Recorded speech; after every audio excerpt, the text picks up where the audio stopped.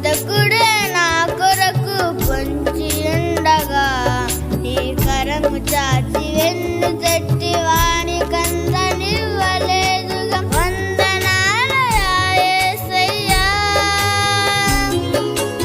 ఆరాధించెద నిన్నయ్యా. వందనాలయా యేసయ్యా, గణపరచెదను నిన్నయ్యా. గతకాలమంతా కాచావు దేవా, ఈ నూతన వత్సరమును ఇచ్చావు ప్రభువా. మన ప్రభు అయినటువంటి యేసుక్రీస్తు వారి పరిశుద్ధమైన నామంలో తండ్రి అయిన దేవాది దేవునికి నిత్యము స్తుతియు స్తోత్రములు, మహిమయు ఘనతయు ప్రభావములు యుగయుగములు ప్రభువునకే చెల్లునుగాక. ఆత్మీయులారా, బాగున్నారు కదా? దేవుని మహాకృపను బట్టి మరొక పర్యాయము మనం ఇలాగున కలిసి వేదవాక్యమును ధ్యానించే కృపా భాగ్యం మహాదేవుడు మనకు అనుగ్రహించున్నారు. దయగలిగిన ఆయన ఆత్మచేత సమభూమి గల దేశమున ప్రభువు మనలను నడిపించునుగాక. ఆమేన్. నేటి దినాన పునరుత్థాన ఆదివారం. దేవుడు గడిచిన కాలమంతట్లో మనలను మన కుటుంబాలను కాచి కాపాడినందులకు గాను కృతజ్ఞతా హృదయంతో ప్రభు సన్నిధి నిలిచి ఆరాధించవలసిన సమయం ఆసన్నమైనది. కనుక వేగిరమే సిద్ధపడి ప్రభు పాదాల చెంత నిలువచ్చుటకు సిద్ధపడాలని ప్రభు పేరట మనవి చేయుచున్నాను. వినబోచున్న వర్తమానాలు అలాగునే చదువునైన వాక్య పఠనాలు మీకు ముందుగానే పంపించబడ్డాయి. అందును బట్టి ప్రభువును స్తుతిస్తున్నాం. నేటి దినాన వాక్య ధ్యానము కొరకైన భాగం ద్వితీయోపదేశకాండము 12వ అధ్యాయం 13వ వచనం నుండి 32 వరకున్న చివరి వరకున్న మాటలను మనము ధ్యానం చేయబోతున్నాం. చివరి మాట, నేను మీకు ఆజ్ఞాపించుచున్న ప్రతి మాటను అనుసరించి చెయ్యవలెను, దానిలో నీవు ఏమీయూ కలుపకూడదు, దానిలో నుండి ఏమీయూ తీసివేయకూడదు. ప్రార్థన. మహాపరిశుద్ధుడా, ప్రేమగల తండ్రి, కృపగల దేవా, స్తోత్రాలు. చదవబడి ఉన్న వాక్యము మీది, వినుచున్న వారందరూ మీవారు. మీ దాసుడనైన నన్ను పూర్ణముగా మరుగు చేయండి, దైవస్వరమును వినిపింపచేయండి. మీరు ఆకడ కొరకు, రాజ్యం కొరకు సిద్ధం చేయండి. వాక్కు చేత మాతో మాట్లాడండి, మమ్మును బలపరచండి. యేసయ్య నామంలోనికి ప్రార్థించిన మనవులన్నీ పొందియున్నామని నమ్ముచున్నాము మా పరమ తండ్రి. ఆమేన్. ప్రియులారా, బాగున్నారు కదూ? ఈ చదవబడిన వాక్యంలో మహాదేవుడు చెప్పుచున్న మాట, నీవు దానిలో ఏమీయూ కలుపకూడదు, దానిలో నుండి ఏమీయూ తీసివేయకూడదు. అనగా దేనిలో నుండి? నేను నీకు ఆజ్ఞాపించు ప్రతి మాటను అనుసరించి చేయవలెను అంటున్నారు. వినాలి ప్రియులారా. దేవుడు తన భక్తుడైన మోషే ద్వారా ఇశ్రాయేలీయులకు అనుగ్రహించిన మాటలలో, అవి మాటలే కాదు, వాక్యపు మూటలు, వజ్రాల మూటలు. ఆ మాటలలో నువ్వేది కలపకూడదు అన్నారు. 2, దానిలో నుండి నువ్వేదియూ తీసివేయకూడదు అన్నారు. ఒకటి కలపకూడదట, ఒకటి తీసివేయకూడదట.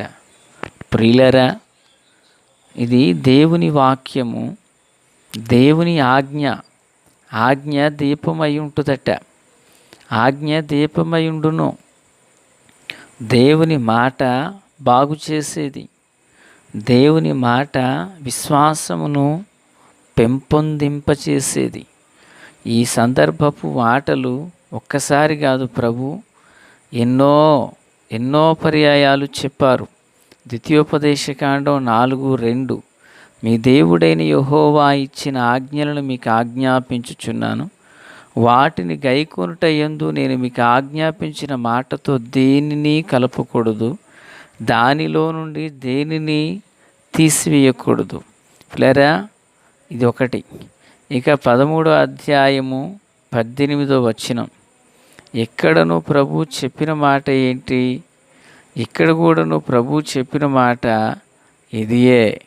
దేవుని పిల్లారా, క్రీస్తునందు నాకు అత్యంత సన్నిహితులారా, ప్రభు మాటలు వినున్నప్పుడు, ప్రభు యొక్క ఆజ్ఞలను మనము గైకొన్నప్పుడు, ప్రభు చెప్పినదే తప్ప మన జీవితంలో మరి ఏదియూ స్వతహాగా చేయకూడదు. భక్త యెహోషువతో ప్రభు చెప్పారు. యెహోషువ గ్రంథం 1వ అధ్యాయం 7వ వచనం. ధర్మశాస్త్రమంతటి చొప్పున చేయవలెను. నీవు నడుచు ప్రతి మార్గమున చక్కగా ప్రవర్తించినట్లు నీవు దానిలో నుండి కుడికి కానీ ఎడమకు కానీ తొలగకూడదు అని చెప్పారు. ప్రియులారా, ప్రభు ఎంత శ్రేష్టమైన మాటలు చెప్తున్నారో చూడండి. నువ్వు దాని నుండి తప్పిపోకూడదు అంటున్నారు. సామెతల గ్రంథం 36. ఆయన మాటలతో ఏమీయో చేర్చకము అని అంటారు. ఒకవేళ అలాగున చేర్చినట్లయితే ఆయనను గద్దించునేమో, అప్పుడు నీవు అబద్ధికుడు అవుతావు అంటారు. ప్రియులారా, ప్రకటన గ్రంథం 22:18లో ప్రభు చెప్పిన మాట గుర్తున్నదా? ఈ గ్రంథం అందున్న ప్రవచన వాక్యములను విను ప్రతివానికి నేను సాక్ష్యం ఇచ్చినది ఏమనగా, ఎవడైనను వీటితో మరి ఏదైనాను కలిపిన ఎడల ఈ గ్రంథములో రాయబడిన తెగుళ్ళు దేవుడు వానికి కలుగజేయును అంటారు. అంటే మనం అందులోని ఒకదాన్ని తీసివేసిన, అందులో ఒకటి క్రొత్తగా కలిపిన, గ్రంథములో రాయబడిన తెగుళ్ళు ఆ వ్యక్తికి వస్తాయని ప్రభువు హెచ్చరిక చేశారు. ఆత్మీయులారా, దేవుని పిల్లలుగా మన జీవితంలో దేవుడు మనకు ఆజ్ఞాపించినది ఆ ప్రకారమే మనం చేసినప్పుడు నిశ్చయంగా వాటి వలననే మనం బ్రతుకుతాం. రాజులు 2వ గ్రంథం 17:37 వచనం. ఇతర దేవతలను పూజింపక మీరు బ్రతుకు దినములనియు మోషే మీకు రాసిచ్చిన కట్టడని విధులను అనగా ధర్మశాస్త్రమంతటిని గైకొనవలెను అంటారు ప్రభు. దేవునికి స్తోత్రం. ధర్మశాస్త్రపు విధులను గైకొనినప్పుడు ఆ విధులు అనగా ఆజ్ఞలు, వాటిని గైకొనుట వలన అవి ఆధ్యాత్మిక జీవితానికి దీవెనకరముగా గాను ఆశీర్వాదకరముగా గాను మలచబడుతూ ఉన్నాయి. దేవునికి స్తోత్రము. ప్రియులారా, మరి దేవుని వాక్యముల విషయంలో యెహోషువతో ప్రభు చెప్పారు, నీవు ఈ ఆజ్ఞలను పాటించే విషయంలో తప్పిపోకూడదు. వీటిని నీవు జాగ్రత్తగా అనుసరించిన ఎడల నిబ్బరము కలిగి ధైర్యముగా నుండి ధర్మశాస్త్రం అంతటి చొప్పున నీవు చేయవలెను, దాని నుండి తొలగిపోకూడదు అంటారు. యెహోషువ అలాగనే గైకొని జీవించారు. యెహోషువ ఆ ప్రకారంగానే నడుచుకున్నారు. తత్ఫలితం ఏమైంది? ఏ మనుష్యుడైనా ఆయన ఎదుట నిలవగలిగాడా? ప్రియులారా, చిన్న హాయి పట్టణం మీద అపజయం వచ్చింది. అయితే దేవుని మాటను అవిధేయులైన వారి మూలమునది జరిగింది. ఆలోచించండి. యెహోషువ అనబడిన యవనస్తుని జీవితంలో తనకి ఎదురుగా అడ్డు నిలిచిన వ్యక్తి ఎవరైనా ఉండగలిగారా? మోషే ఒక ఫరోని ఎదిరించినట్లయితే యెహోషువ దగ్గరగా 31, 32, 36 రాజులను జయించారు. ఇంత సామర్థ్యం ఎక్కడి నుంచి వచ్చింది? దేవుని ఆజ్ఞను గైకొనుట వలనే కదా. మరి ఈ మాటలు వినుచున్న ఆత్మీయులారా, దేవుని ఆజ్ఞలను నేను పాటించినప్పుడు దేవుని యొక్క బలాన్ని నేను పొందుకుంటాను. దేవుని ఆజ్ఞను నీవు పాటించినప్పుడు నీవు దేవుని వాక్యపు బలాన్ని పొందుకుంటావు. ఆమేన్. దేవునికి స్తోత్రం. ఆయన మాటలన్నీ పుటము వేయబడినవే కదా. ఆయన మాటలన్నీ మట్టి మూసలో 7 మార్లు కరిగి ఊదినంత వెండి అంత పవిత్రములే కదా. ఆ పవిత్రమైన మాట చొప్పున మనం చేయటం వలన మనము పరిశుద్ధతను కలిగి జీవిస్తాము కదా. ఆయన మాటలను మనం అంగీకరించిన యెడల మన హృదయం ఆయన కొరకు సిద్ధపరచబడుతుంది కదా.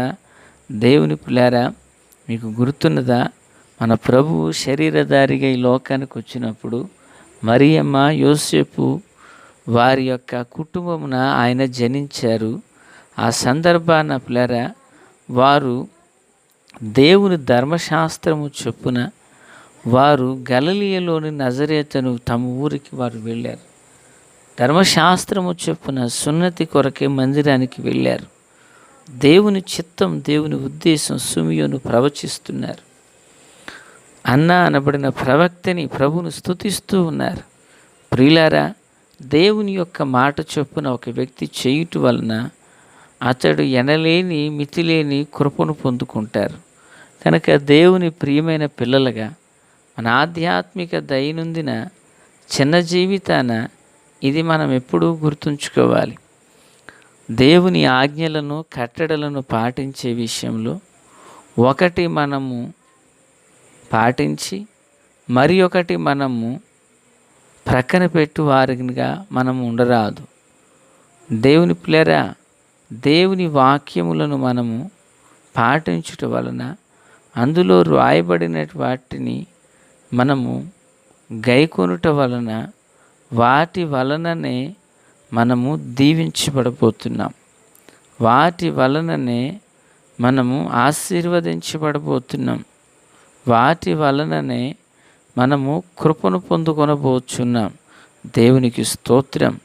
ఆత్మీయులారా, కనుక జీవం కలిగిన దేవుని పిల్లలుగా ప్రతి దినం ఆయన ఆజ్ఞలను గైకొందాం. ప్రతి దినం ఆయన కృపను ఆస్వాదిద్దాం. దేవుని కృప మనందరికీ తోడయుండునుగాక. తండ్రి, దేవా స్తోత్రాలు. దేవా, లేఖనమందు రాయబడిన విషయాలను ఒకటి తీసివేయట కానీ ఒకటి కలుపుట కానీ చేయక, అయ్యా మీ వాక్యానుసారంగా నడుచుకునే భాగ్యం నాకు, మాకు అందరికీ దయచేయండి. మేలుతో నింపండి. ఆశ్చర్యకరమైన మీ కృపా కనికరములు విస్తరింపచేయండి. యేసుక్రీస్తు వారి నామమున ప్రార్థించిన మనవులన్నీ పొందియున్నామని నమ్ముచున్నాము మా పరమ తండ్రి. ఆమెన్. Praise the lord.